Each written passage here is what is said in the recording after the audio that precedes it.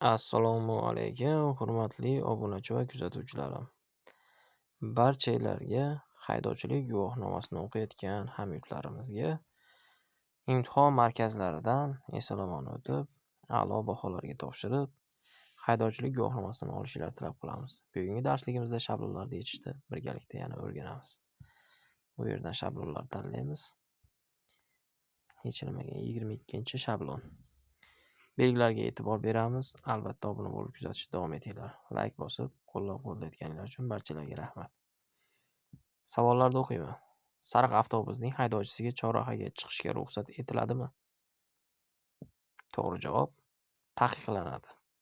Izoh: yo'l harakati qoidalarining 14-bobi 97-bandiga asosan haydovchi tirbandlik tufayli majburiy to'xtab, ko'ndalang yo'nalishdagi transport vositalarining harakatlanishiga to'sqinlik tug'diradigan bo'lsa, chorraha yoki qatnov qismlari kesishmasiga kirishi taqiqlanadi.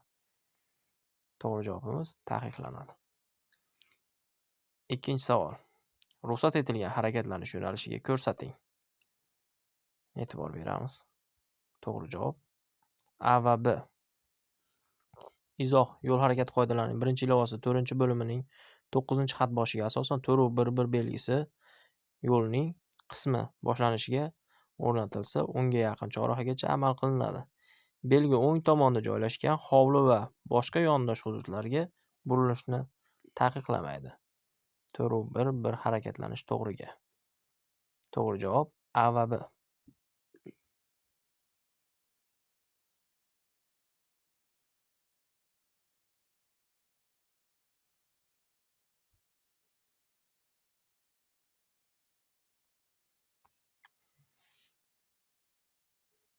Uchinchi savol.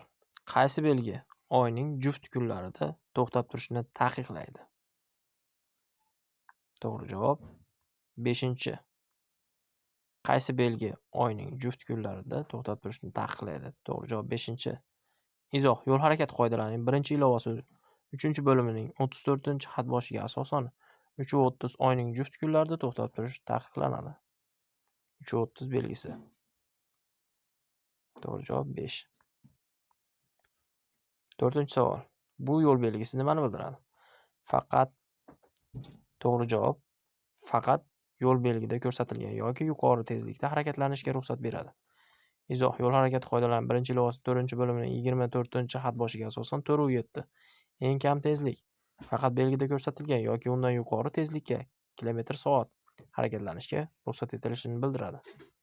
4.7 eng kam tezlik yo'l belgisi.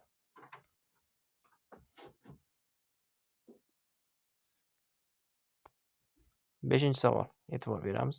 Chorrahani oxirgi bo'lib kesib o'tadigan haydovchini topamiz. To'g'ri javob qizil avtomobil. Izoh: yo'l harakati qoidalarining 16-bob 105-bandiga asosan teng ahamiyatga ega bo'lgan yo'llar kesishgan chorrahada relsiz transport vositasining haydovchisi o'ngdan kelayotgan transport vositalariga yo'l berishi shart. To'g'ri javob qizil avtomobil. 6-savol. Haydovchi ko'zi qamashgan taqdirda quyidagilarni bajarishi shart. To'g'ri javob falokat yorug'lik ishoralarini yoqishi va harakat bo'lagini o'zgartirmagan holda tezlikni kamaytirishi va to'xtashi. Izoh: yo'l harakati qoidalarining 23-bobi 135-bandining 4-xat boshiga asosan ko'zi qamashgan haydovchi avariya ishoralarini yoqishi, harakatlanish bo'lagi o'zgartirmasdan tezlikni kamaytirish va to'xtashi kerak.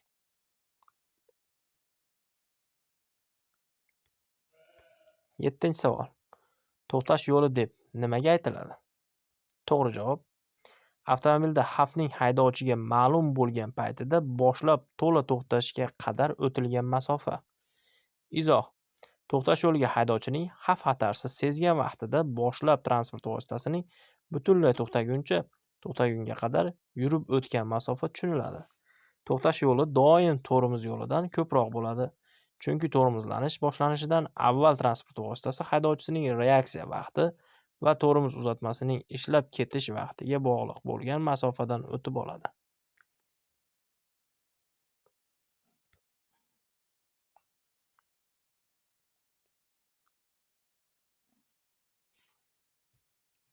Transport vositasida Transport vositalarida sun'iy yoritilgan tunnelda harakatlanayotgan qanday yoritish asboblari yoqilishi kerak?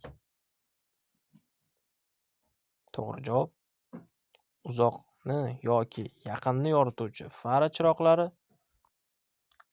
Izoh: yo'l harakati qoidalarining 23-bobi 134-bandining 1 va 2 xat boshlariga asosan qorong'u vaqtida va yetarlicha ko'rinmaydigan sharoitda, shuningdek, yo'lning yoritilganligidan qat'iy nazar, tunnellarda harakatlanayotgan transport vositalarida quyidagi yoritish asboblari yoqilgan bo'lishi kerak: barcha mexanik transport vositalari va mopedlarda uzoqni yoki yaqinni yorituvchi chiroqlar.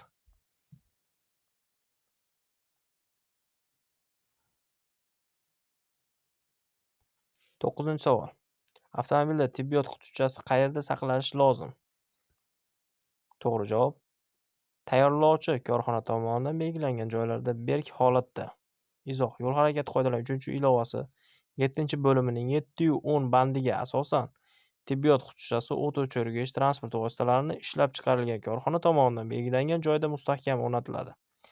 Agar transport vositasining konstruksiyasi bunday joy ko'zda tutilmagan bo'lsa, tibbiyot qutupchasi oson olinadigan joyda o'rnatiladi.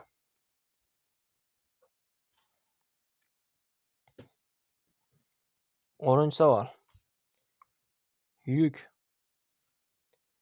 Yuk tirkamasida odam tashishga ruxsat etiladimi? To'g'ri javob: taqiqlanadi. Izoh: yo'l harakati qoidalarining 26-bobi 159-bandining 2-xat boshiga asosan odamlarni tashish quyidagi hollarda taqiqlanadi: traktorlar va boshqa o'zi yurar mashinalar, yuk tashiladigan tirkamalar, tirkama uycha, yuk mototsikllar yukxonasida. To'g'ri javob: taqiqlanadi. Yakunlaymiz. Aziz obunachi va kuzatuvchilarim, barchalarga yaxshi kayfiyat tilagan holda obuna bo'lishinglarni so'rab qolaman. Albatta, imtihon markazlariga borishdan oldin tayyorgarlik ko'rib, o'zinglarni ustinglarda ishlab, haydovchilik guvohnomasini olish uchun harakat qilib borishinglarni so'rab qolaman. Obuna bo'linglar, obuna bo'lishni unutmanglar. Barchalarga rahmat.